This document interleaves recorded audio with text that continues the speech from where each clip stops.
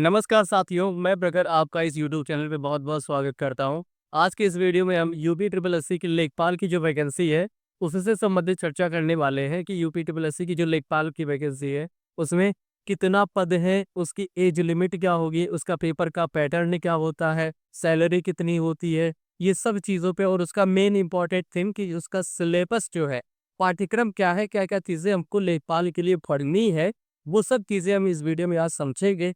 और इसके बाद लास्ट में फिर जो है पेट का जो आपका अनुमानित या फिर एक्सपेक्टेड कट ऑफ है, उस चीज़ को भी डिस्कस करेंगे कि कितना जो है आपका सेफ स्कोर हो सकता है इस एग्जामिनेशन के लिए, ठीक है? तो आइए अपना हम लेक्चर शुरू करते हैं और उसमें ये देखते हैं पहले कि आपका जो पेपर पैटर्न है, ठीक है? पहले तो शैक्षिक योग्यता रखे यानी एलिजिबिलिटी क्या है आपकी, कि कितने कौन से लोग हैं जो इस पेपर को देने के लिए एलिजिबल है, ठीक है?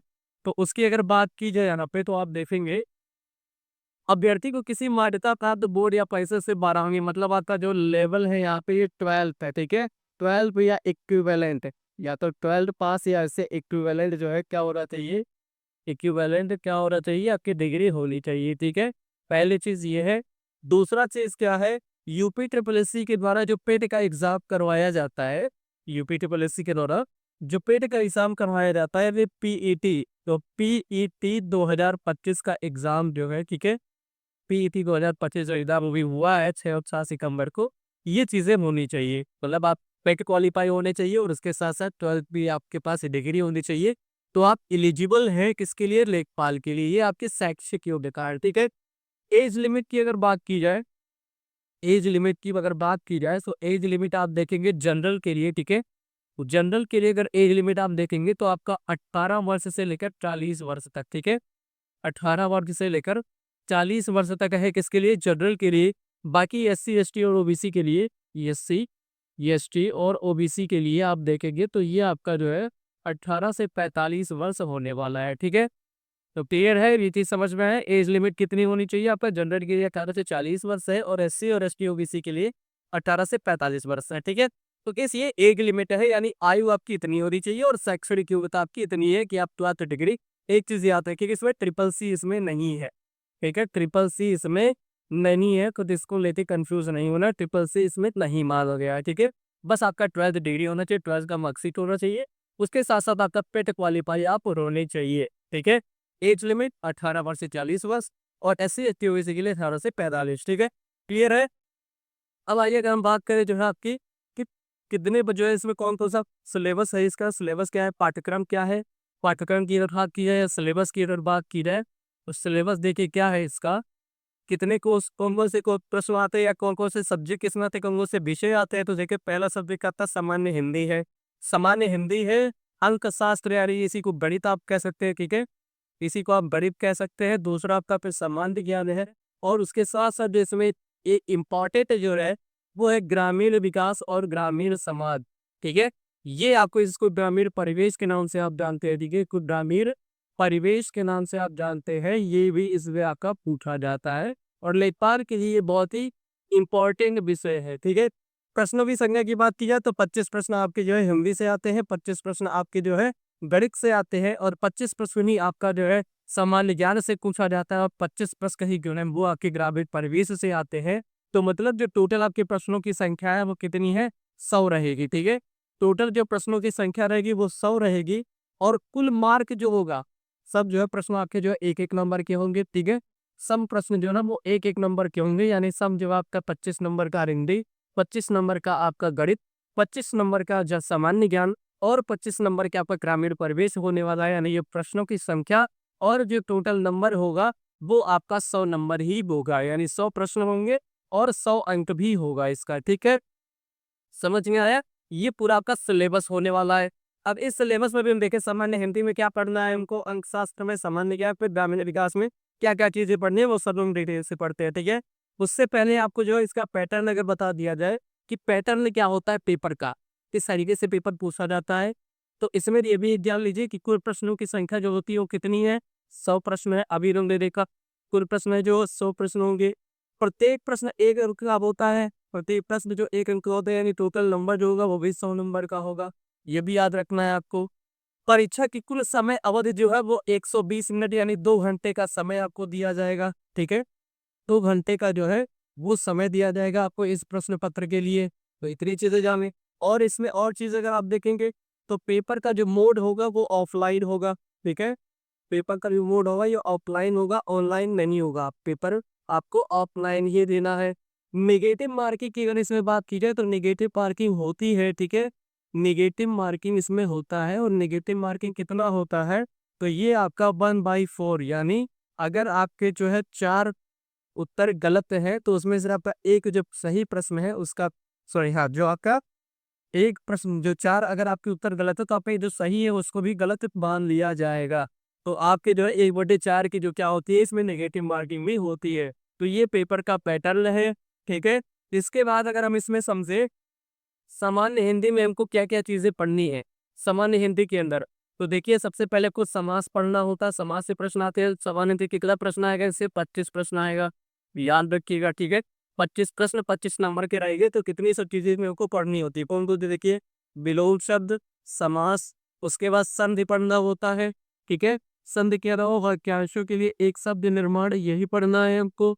उसके बाद फिर लोकोक्तियाँ और मुहावरे ये दोनों चीज़ें हमको पढ़नी है। उसके बाद अब वाक्य संशोधन मतलब वाक्य में कौन सी त्रुटि है ये आपको फाइंड करना होता है। लिंग आपको पढ़ना है, ठीक है। वचन पढ़ने हैं आपको, कारक पढ़ना है, ठीक है। कारक नहीं पढ़ना है इसमें, काल पढ़ना है यानी टेंस जिसको आप बोलते हो। वर्तनी शुद्धिकरण पढ़नी होती है, कौन सी वर्तनी सही लिखी है, कौन सी गलत लिखी है। उसके बाद भाषा संबंधित त्रुटियां आपको देखनी है, ठीक है। ये भी प्रश्न आते हैं इससे। अनेकार्थी शब्द इससे पूछे जाते हैं, अनेकार्थी शब्द। और उसके साथ-साथ अपठित गद्यांश पर आधारित प्रश्न जो कि आपके आपके अनसीन पैसेज या अपठित गद्यांश पूछा जाएगा, उस पे आधारित प्रश्न आपसे पूछा जाता है। और उसके अलावा आप देखेंगे तो यहाँ पे पर्यायवाची शब्द है और फिर तत्सम एवं तद्भव शब्द है। तो इतना सिलेबस आपका किसका है? ये हिंदी का सिलेबस है और इतनी चीज़ें आपको हिंदी के अंदर पढ़नी है। तो इसके लिए आपको परेशान नहीं होना है। इस चैनल पे आपको ऋषि क्लासेस की चैनल पे आपको सब कुछ चीज़ें आपको फ्री ऑफ कॉस्ट पढ़ाई जाएँगी। ये ऋषि कंपटीशन क्लासेस ऋषि कंपटीशन ठीक है, ऋषि कंपटीशन क्लासेस पे आपको सब कुछ चीज़ें फ्री ऑफ कॉस्ट पढ़ाई जाएगी। तो आप जो है इस चैनल को सब्सक्राइब कर लीजिए अभी से ही, क्योंकि लेखपाल की सभी तैयारी आपकी बहुत ही अच्छी तरीके से इस चैनल पे आपकी करवाई जाएगी, ठीक है। आगे अगर हम देख ले, आगे जो आपका सिलेबस है वो सामान्य ज्ञान का है और सामान्य ज्ञान में क्या क्या चीज़ें हमको पढ़नी है।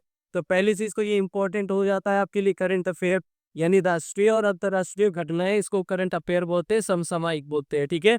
ये भी आपका 25 नंबर का था। सामान्य ज्ञान भी आपका 25 नंबर का आता है। तो सबसे पहले आपको क्या पढ़ना है? करंट अफेयर पढ़ना है। उसके बाद भारत का इतिहास पढ़ना है। भारत के इतिहास के बाद आप देखेंगे तो भारतीय राष्ट्रीय आंदोलन पढ़ना है।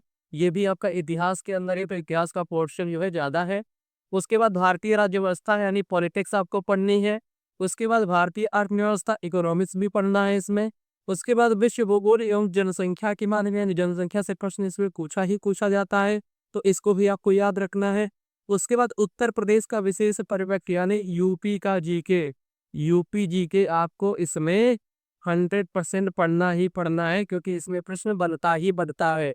उसके बाद कंप्यूटर का प्रारंभिक ज्ञान यानी बेसिक नॉलेज आपको कंप्यूटर का होना चाहिए, जिसमें आपके शॉर्ट की है, ठीक है, शॉर्ट की होता है, उसके बाद माइक्रोसॉफ्ट ऑफिस है, उसके बाद माइक्रोसॉफ्ट वर्ड है। इन सब की थोड़ी बहुत नॉलेज आपको होनी चाहिए। तो ये आपका जो सिलेबस है ये इसका सामान्य ज्ञान का है।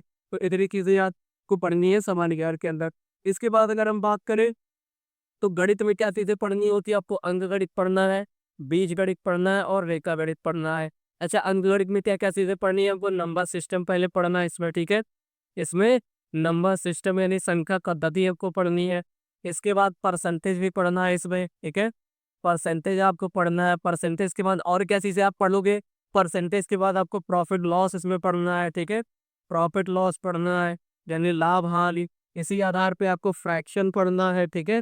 फ्रैक्शन इसमें पढ़ना है। फ्रैक्शन के बाद एलसीएम, एचसीएफ पढ़ना है, एलसीएम, एचसीएफ पढ़ना है। ये सब आपको अंकगणित के अंदर पढ़ने हैं। बीजगणित में आपका क्या होगा? बीजगणित में आपको सर्वसंख्याएँ पढ़ दी है, ठीक है? सर्वसंख्याएँ हो गई, उसके बाद फिर जो है ये युगपद हो गया, ठीक है? युगपद हो गया, सर्वसंख्याएँ हो गई, सर्वसंख्याएँ, ठीक है? उसके बाद फिर जो है कुछ चर अचर राशियाँ पढ़नी है, ये सब चीज़ें इसमें आपको पढ़ना है बीजगणित में। उसके बाद फिर रेखागणित में आपको क्या पढ़ना है? त्रिभुज पढ़ना है। इसमें त्रिभुज पढ़ना है, आयत पढ़ना है, ठीक है। त्रिभुज, आयत, वर्ग पढ़ना है। उसके बाद वर्ग के बाद फिर आपको वृत्त भी पढ़ना है, वृत्त की परिधि और क्षेत्रफल। ये सब चीजें हमको किसमें पढ़ना है? रेखा गणित में। यहाँ पर समचतुर्भुज इसमें भी पढ़ना है, समचतुर्भुज, ठीक है। समचतुर्भुज का क्षेत्रफल क्या है, ये सब चीजें हमको इसमें पढ़नी है। तो ये गणित का आपका सिलेबस है।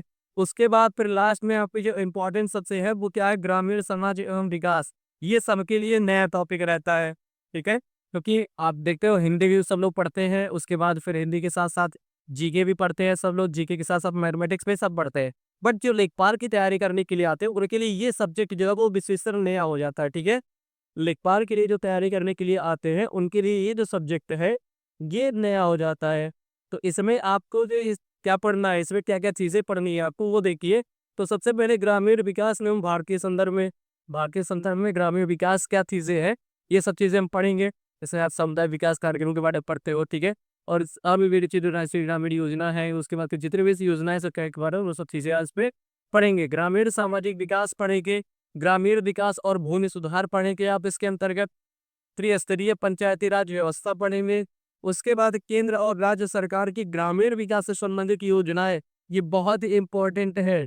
मतलब जो स्टेट लेवल की यानी उत्तर प्रदेश सरकार के द्वारा और फिर केंद्र सरकार के द्वारा जितनी भी ग्रामीण विकास के लिए योजनाएं चलाई जा रही हैं वो बहुत इंपॉर्टेंट है। उसके बाद ग्रामीण विकास कार्यक्रम जितने भी चलाए जा रहे हैं, ग्रामीण विकास योजनाएं एवं प्रबंधन, ठीक है, मैनेजमेंट, ये सब चीजें आपको इसमें पढ़ना है। ग्रामीण स्वास्थ्य योजनाएं, स्वास्थ्य को लेके ग्रामीण क्षेत्र में कितनी योजनाएं चल रही हैं तो ये आपको पढ़नी है। और इसके बाद ग्रामीण विकास शोध प्रणालियां यानी रिसर्च ऑर्गेनाइजेशन कौन सी कर रही है, ये सब चीजें आपको इसके अंतर्गत पढ़ना है। तो इसमें जो सबसे ज्यादा इम्पोर्टेंट है वो आपका स्कीम है, यानी केंद्र सरकार के द्वारा और फिर राज्य सरकार के द्वारा आजादी से लेकर अभी तक जितनी योजनाएं चलाई गई हैं वो सब आपको एकदम रटा होना चाहिए अगर आप लेखपाल की तैयारी कर रहे हैं। तो ये पूरा सिलेबस है इसका, ठीक है। सिलेबस आपने पूरा अच्छे तरीके से समझ लिया। अब बात करते हैं पेट स्कोर की। तो पेट का जो स्कोर इस बार आप देखें कि जितने भी लोग अभी यहाँ के देख रहे हैं वीडियो, तो जितने भी बच्चों का मैं अनुमान से बता रहा हूँ कि जितने भी बच्चों का 60+ आ रहा है वो सभी लेखपाल के लिए सीरियस हो जाए और उस लेखपाल की तैयारी शुरू कर दे अभी से। क्योंकि जब इसका रिजल्ट आएगा और उसके बाद लेखपाल की नोटिफिकेशन आएगी तो फिर आपको उतना टाइम नहीं मिलेगा कि आप अच्छे तरीके से प्रिपेयर कर पाए। तो इसकी प्रिपरेशन के लिए आप अभी से लग जाइए, आपको पूरा सिलेबस बता दिया गया है। और आगे मैं आपको जो है इस पे ग्रामीण परिवेश और फिर जो आपकी जीके है यानी सामान्य ज्ञान और हिंदी, ये सब चीज़ें अच्छे तरीके से यहाँ पे आपको पढ़ाई जाएंगी। तो इसके लिए आप चैनल को सब्सक्राइब कर लीजिए और अपने सभी दोस्तों के साथ इसको शेयर कर दीजिए जितने भी लोग इसमें लेखपाल का पेपर देने वाले हैं। तो वीडियो सेशन अच्छा लगा हो तो सेशन को लाइक करिएगा और चैनल में पहली बार जुड़े हैं तो चैनल को सब्सक्राइब जरूर करिएगा और अपने सभी दोस्तों के साथ तो शेयर करिए। मिलते हैं नेक्स्ट वीडियो में। जय हिंद, जय भारत।